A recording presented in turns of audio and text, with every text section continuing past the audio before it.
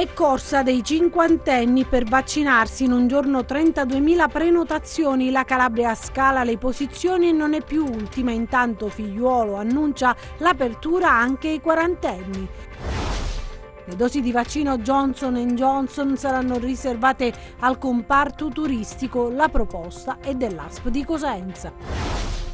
Apprensione all'ospedale Giannettasio. Manca il personale, il reparto Covid è a rischio chiusura.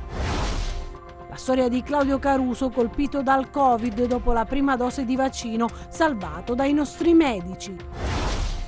Proseguono gli accertamenti sulla Denise Cosentina. Non ci sono speranze che possa essere lei la bambina rapita a Mazzara del Vallo nel 2004. Beccati dalla Guardia di Finanza di Cosenza 21 furbetti dei buoni spesa, fra loro anche un assicuratore con reddito di 60.000 euro.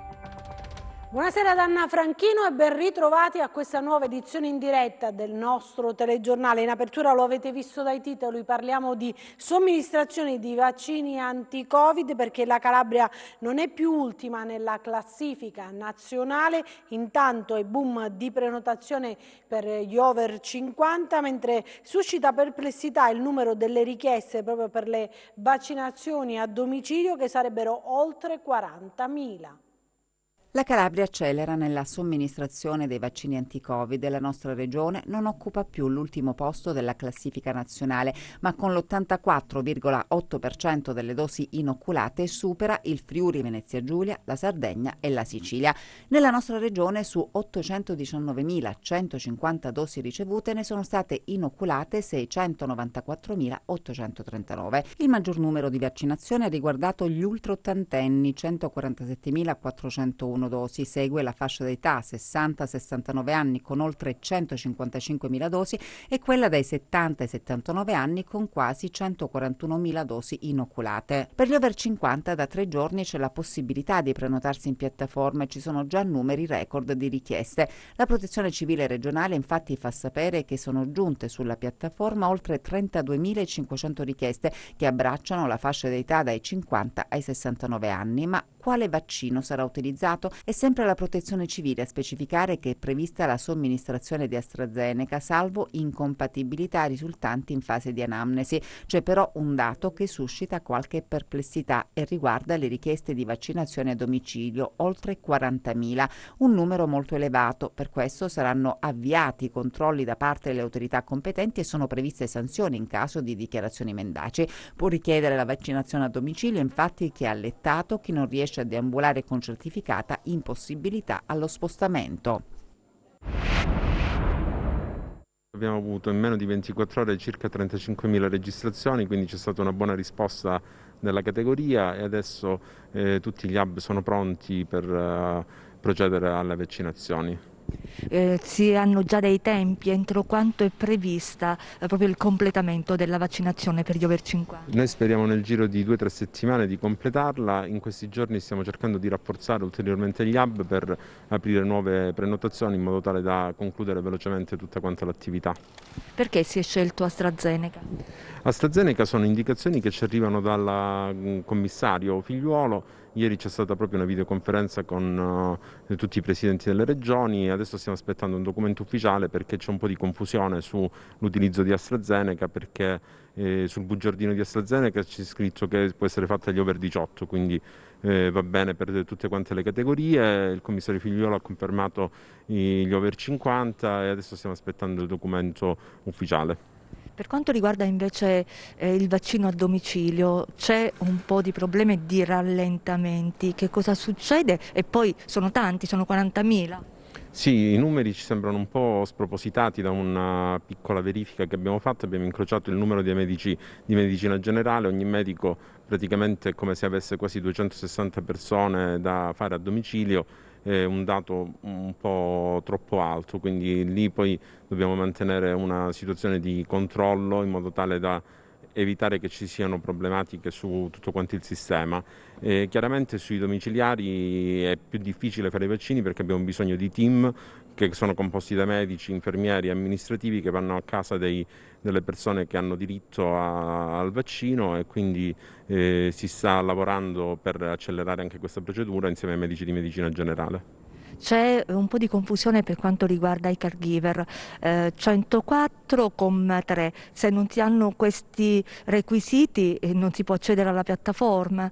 Allora, i requisiti per i caregiver sono 104, articolo 3,3. Ci sono dei problemi sui dati perché l'INPS ha una registrazione fino a 10 anni, quindi tutti quelli precedenti sono difficili da reperire sui sistemi informativi.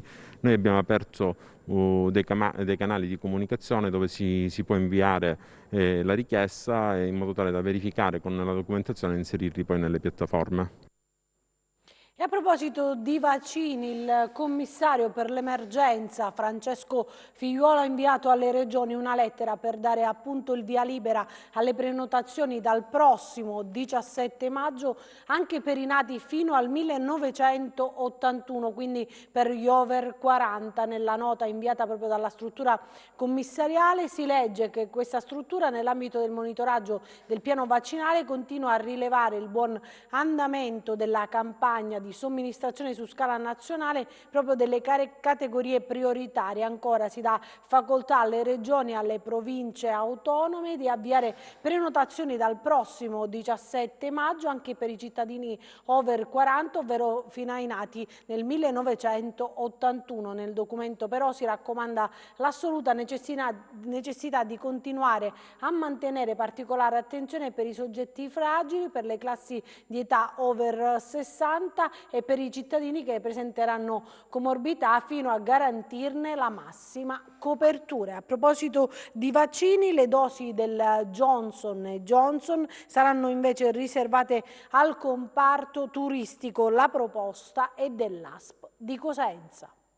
Sarà l'utilizzo del vaccino Johnson per alcune categorie il punto di svolta della campagna vaccinale calabrese. Forse, per il momento, delle 10.500 dosi fornite alla nostra regione, ne sono state utilizzate soltanto 1.091, ma nelle prossime settimane il siero monodose, che assicura l'immunizzazione con una sola inoculazione, potrebbe essere utilizzato in specifici settori della popolazione. Johnson sarà un grosso impulso al completamento della vaccinazione e, secondo me, ma anche credo sia l'idea della Regione Calabria, sarà indirizzato verso alcune categorie particolari che dovrebbero essere essenzialmente il personale scolastico che si appresta appunto agli esami, diciamo, e dovrebbe essere anche l'area turistica. Secondo me, avendo poche dosi ancora, sarebbe bene rivolgerlo a certi settori, per esempio quello delle strutture turistiche vere e proprie, per essere un po' più attrattivi dal punto di vista turistico rispetto ad altre attività. Intanto, in poche settimane è stata raddoppiata la capacità vaccinale della provincia di Cosenza, dalle 3.000 somministrazioni a 6-7.000 quotidiane, e si può fare ancora meglio. I punti vaccinali rispondono bene sia agli hub, che sono quelli che fanno grosse quantità di vaccino, sia anche i punti vaccinali periferici che comunque continuano a lavorare.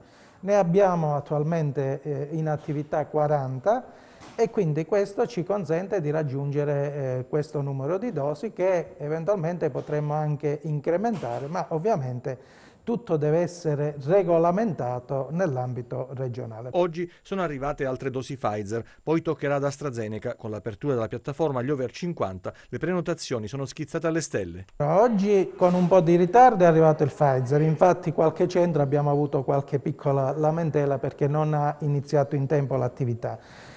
Quindi noi ammettiamo sempre le difficoltà quando ci sono. Arriverà l'AstraZeneca, in più ne avevamo un buon quantitativo di riserva. Abbiamo il boom delle prenotazioni, abbiamo il tutto esaurito in questo momento sulla piattaforma per alcuni giorni, naturalmente, perché si stanno prenotando. Quindi c'è un'ottima risposta e questo ci spinge ad accelerare ancora di più. Parliamo invece adesso dei numeri del contagio, perché in Calabria ci sono 280 nuovi positivi, 4 vittime, calano anche i ricoverati, ma sono anche in flessione i casi attivi e c'è un boom di guarigioni. Sono 280 i nuovi positivi in Calabria a fronte di 3.329 tamponi eseguiti, con un tasso di positività dell'8,41%.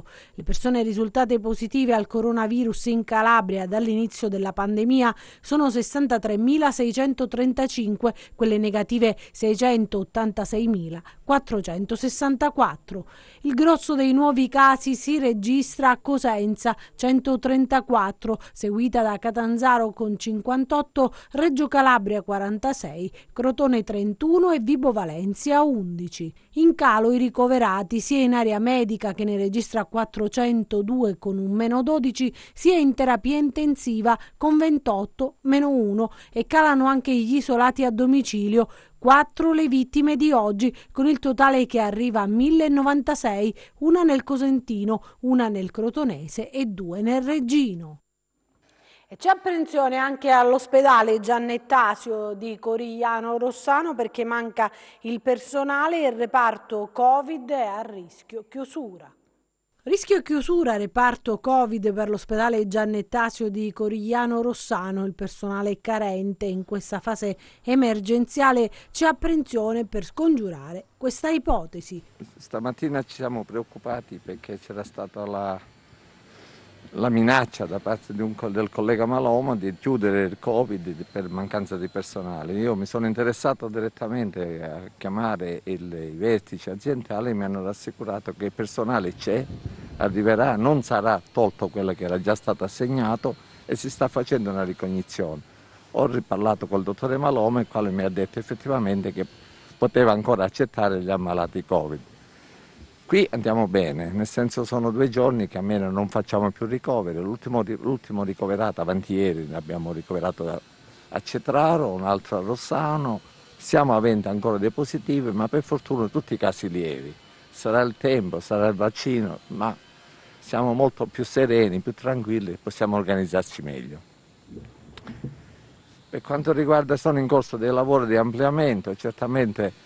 L'unica preoccupazione attualmente è questa tenda che col vento rischia ho fatto la segnalazione di rimuoverla perché sono tende qui come a Corigliano, ma anche a Trebisaccio in altri posti che non sono un ingombro, non sono utilizzabili e che a noi necessitano gli spazi anche per far sostare le ambulanze o per creare anche dei moduli leggeri, anche perché nel confronto della stagione estiva che siano climatizzate per migliorare l'accoglienza e garantire il distanziamento e fornire effettivamente un servizio adeguato a quelle che sono anche le condizioni che non sono attualmente vivibili queste tende così, vanno rimosse immediatamente. Sto sollecitando tramite il sindaco anche le protezioni civili, ma ancora non vedo quella risoluzione di questa problematica che non ha senso più tenere qui queste tende. Si va verso un miglioramento costante in quest'area, tra le più colpite dalla terza ondata del coronavirus. L'ultimo ricovero non è mai successo, l'abbiamo fatto avanti ieri di un paziente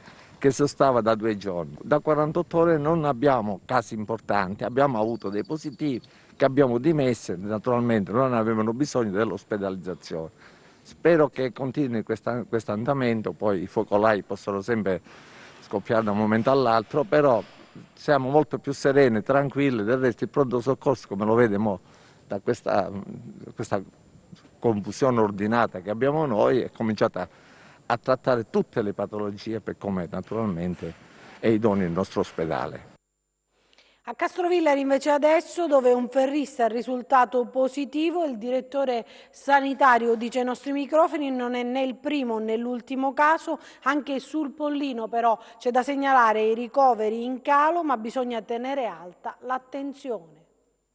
Solo qualche giorno fa la chiusura di alcuni reparti dell'ospedale di Castrovillari per la positività di alcuni operatori. Oggi a risultare contagiato uno strumentista di sala operatoria. Sì, ma questa è quasi una non notizia perché come sapete intorno al 3%, 5% pare qui in Calabria la popolazione è infetta, quindi siccome siamo oltre 300 operatori è impossibile che non ci sia qualcuno che sia infetto. Il problema è se lo scopriamo o se non lo scopriamo.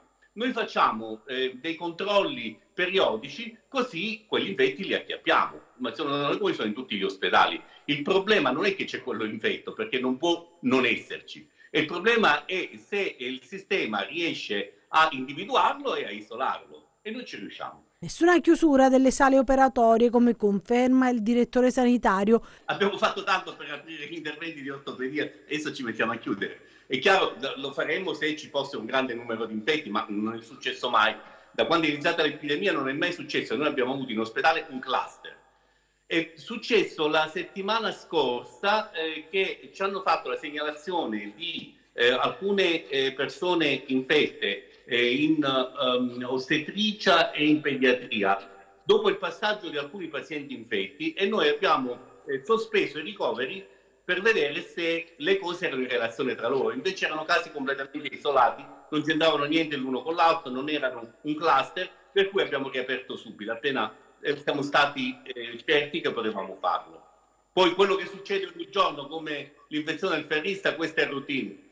Rallentamento della pressione del Covid anche sul Pollino, il virus è in curva decrescente. Noi inviamo ogni giorno i dati del pronto soccorso al sistema regionale, dove ci chiedono il numero dei pazienti infetti arrivati in pronto soccorso. Devo dire che sono pochi, sono veramente pochi. L'altra volta, pare domenica, l'ho visto ieri, erano addirittura uno solamente. Quindi un grande flusso di positivi non deve esserci. Però io non sono in un osservatorio privilegiato. Questo può dirlo più chi fa i tamponi, perché ha una contezza maggiore. Io ho sotto gli occhi la situazione degli operatori e la situazione dei pazienti che arrivano in pronto soccorso, che è un campione irrilevante della popolazione. Però posso dire che sì, ce ne sono pochi, veramente pochi per adesso. Posso dire anche un'altra cosa, che quando sento questa notizia che ce ne sono pochi, un po' mi allarmo, perché basta che passa questa notizia e si abbassano poi le precauzioni nella popolazione generale. Ecco, non vorrei che succedesse questo. Noi dobbiamo tenere le precauzioni e le difese alte, perché siamo sempre in pandemia, declinante, ma sempre pandemia è. E adesso vi raccontiamo la storia di Claudio Caruso, colpito dal Covid dopo la prima dose di vaccino. È stato salvato dai nostri medici. Da un mese è in ospedale. Claudio Caruso ha contratto il Covid nonostante la prima dose di vaccino ricevuta. Il sondino dell'ossigeno lo aiuta a respirare, ma la fase critica è passata. Ci racconta la sua terribile esperienza del contagio. Io lavoro al comune di Marano Marchesato, ho fatto la prima dose di vaccino la domenica delle Palme. Sono stato male 2 giorni, poi ho continuato a lavorare e poi successivamente ho avuto dei problemi respiratori. Quindi è stata una cosa che è arrivata successivamente al vaccino. E poi mi sono recato in ospedale a Cosenza e dopo mi hanno trasferito, al reparto di Rossano. È stato colpito da polmonite interstiziale da Covid. All'ospedale di Rossano, ci racconta, è arrivato in condizioni drammatiche. Grazie al professor Malomo, a tutti gli infermieri, ho evitato la rianimazione perché mi hanno messo questo fatidico casco che è stato un incubo, però mi ha salvato la vita. Io volevo ringraziare appunto tutto lo staff medico e gli infermieri, perché lavorano veramente in condizioni drammatiche. È stata un'esperienza che non dimenticherò e che è difficile da dimenticare, perché è un virus subdolo che ti prende dentro. Insomma, ti fa capire che sono stato praticamente lì per non superarlo. Poi la forza della famiglia, l'amore verso i figli, la volontà di tornare a vivere mi ha fatto superare questa situazione. Adesso sono ricoverato al nuovo reparto a Rogliano e sto facendo la fase finale della terapia. La speranza è che presto posso riabbracciare la mia famiglia e le mie bimbe. Adesso la cronaca con una notizia che arriva da Cosenza, dove è stato ritrovato il cadavere di una donna di 68 anni, Mirella Spadafora, in un appartamento di via Sibaris, nei pressi di via degli Stadi a Cosenza. Sul posto sono giunti i carabinieri, i sanitari del 118 e i vigili del fuoco. Secondo quanto si apprende, l'allarme è stato lanciato dai familiari che non riuscivano a mettersi in contatto con la donna. Sono arrivati sul posto anche la scientifica per i rilievi e per accertare se si sia trattato di omicidio o di morte naturale, ma dalle prime notizie che trapelano potrebbe trattarsi di un caso di omicidio, in quanto la casa è stata trovata a soqquadro, il corpo è seminudo, la morte risalirebbe a qualche giorno fa. E proseguono gli accertamenti sulla Denise cosentina, ma non ci sono speranze che possa essere lei la bambina rapita a Mazzara del Vallo nel 2004.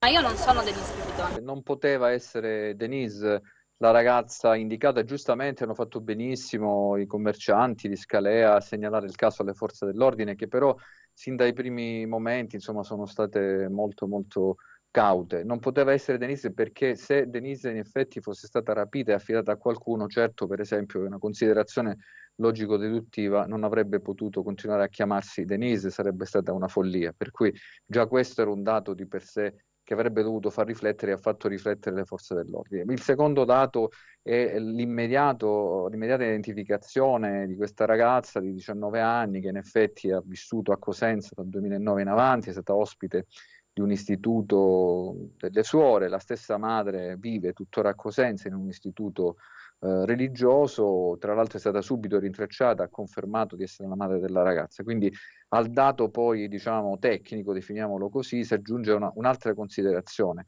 Io credo che Denise Pipitone, purtroppo mi dispiace dirlo, insomma, so di cagionare anche del dolore, però ritengo che Denise Pipitone sia stata soppressa subito dopo il rapimento, anche perché non siamo di fronte a un rapimento legato a questioni estorsive o ad un'azione mafiosa. Siamo di fronte, secondo l'originaria ipotesi, a una sorta di delitto commesso in un ambito, in un quadro familiare, sebbene il processo poi si sia concluso con una soluzione definitiva nei confronti della sorellastra. È come se Denise rappresentasse insomma una sorta di frutto del peccato e andasse per questo eliminata. Io credo che la speranza di trovarla in vita sia davvero molto residua, altrimenti in questi 17 anni sarebbe accaduta qualcosa. Ritengo pure che la bambina su cui si stanno spostando adesso le indagini dopo l'inutile blitz nell'ex casa della ex moglie dell'uomo che ha avuto una relazione con Piera Maggio, del padre diciamo di Denise, si sono spostate su una bambina ritratta negli anni scorsi in una stazione a Milano, ripresa con un telefono cellulare da una guardia giurata.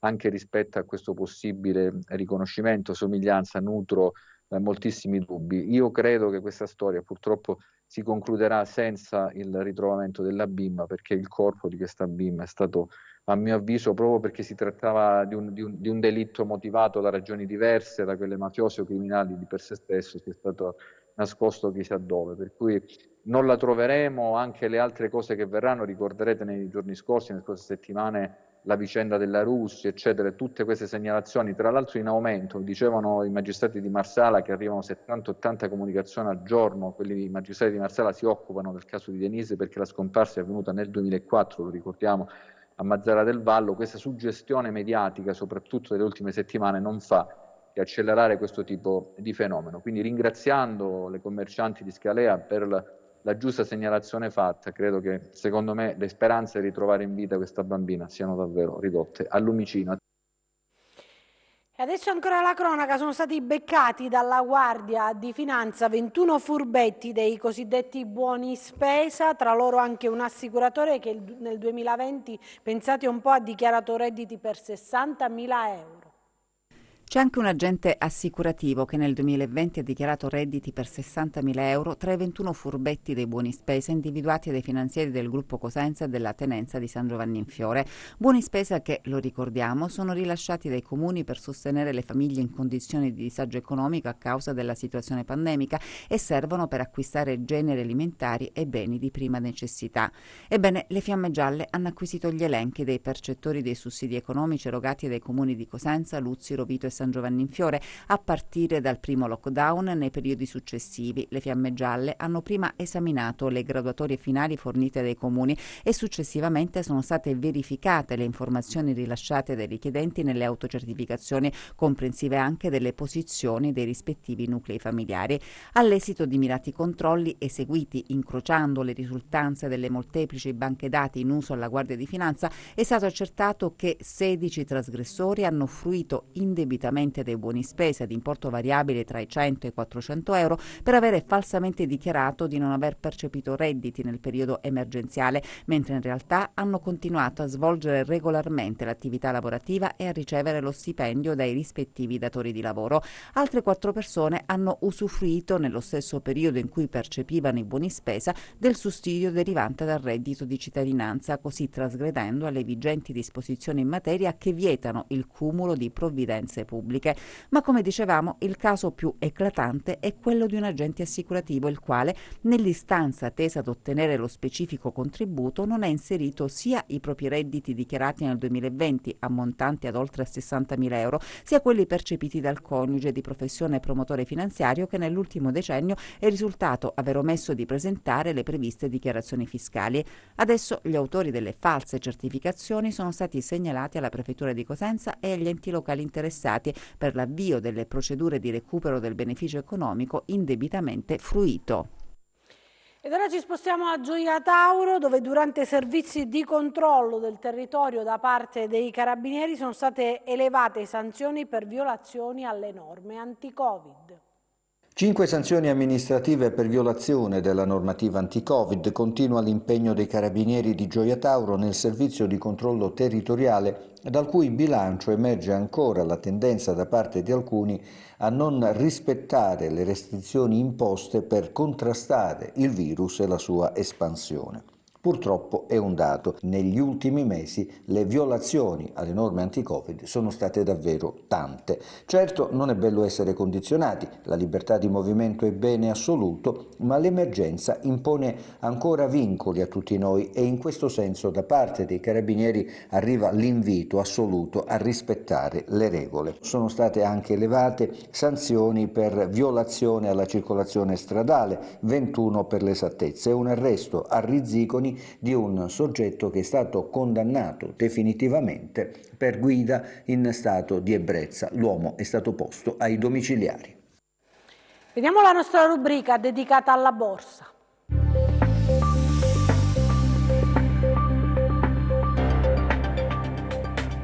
Chiusura positiva per le borse europee, sostenute soprattutto dall'ottimismo per le riaperture e dagli acquisti sulle materie prime, mentre Wall Street prosegue in calo dopo i dati americani sui prezzi al consumo. Ad aprile i prezzi al consumo sono aumentati dello 0,8% su base mensile e del 4,2% su base annua. L'indice Core ha registrato un incremento dello 0,9% su base mensile e del 3% su base annua. I dati alimentano i timori che le pressioni inflazionistiche possano indurre la Fed a rivedere prima del previsto la propria politica monetaria accomodante. Il vicepresidente della Fed ha comunque affermato di essere più preoccupato dal mercato del lavoro piuttosto che dall'incremento dei prezzi, ritenuto transitorio. Nel vecchio continente la Commissione europea ha alzato le stime di crescita dell'Eurozona a più 4,3% nel 2021 e più 4,4% nel 2022, mentre il PIL dell'Italia è atteso in aumento del 4,2% quest'anno e del 4,4% nel 2022.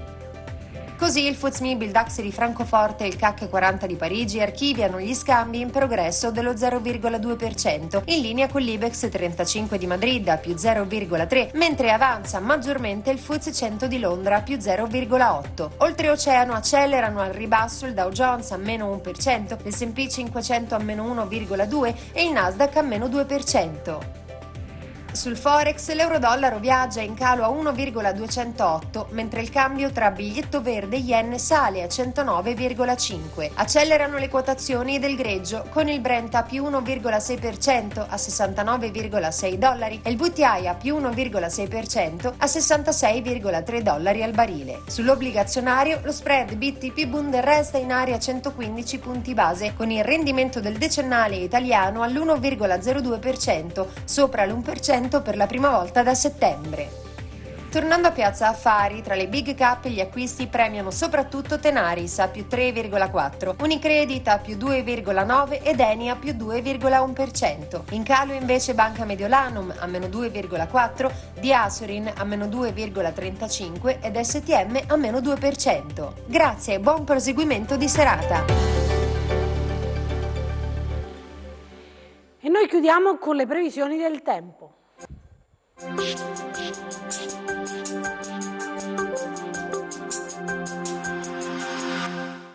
Ben ritrovati da Meteo in Calabria. L'afflusso di correnti più fresche e umide di origine nord-atlantica causerà una spiccata variabilità, a tratti debolmente instabile, che interesserà principalmente i versanti tirrenici. Le temperature subiranno un deciso calo sulla nostra regione che, dopo un periodo di clima caldo, visto il periodo, risulteranno ai diversi gradi al di sotto delle medie stagionali. Sabato invece il sopraggiungere di una perturbazione potrebbe causare un peggioramento più intenso, ma di questo ne riparleremo meglio nei prossimi appuntamenti. Domani nuvolosità irregolare sui litorali tirrenici e zone interne, con piogge sparse. Sui versanti ionici cielo generalmente poco nuvoloso. Temperature stazionarie che risulteranno di diversi gradi al di sotto delle medie stagionali. Domani mosso a tratti molto mosso il Mar Tirreno con venti di direzione occidentale, mosso il Mar Ionio con venti dei quadranti occidentali. Per essere sempre aggiornati sull'evoluzione delle condizioni meteo vi rimando, oltre al nostro sito www.meteoincalabria.com, anche alla nostra pagina Facebook Meteo in Calabria. E anche per noi è tutto, io mi fermo qui, grazie per averci seguito e buon proseguimento con i nostri programmi, arrivederci.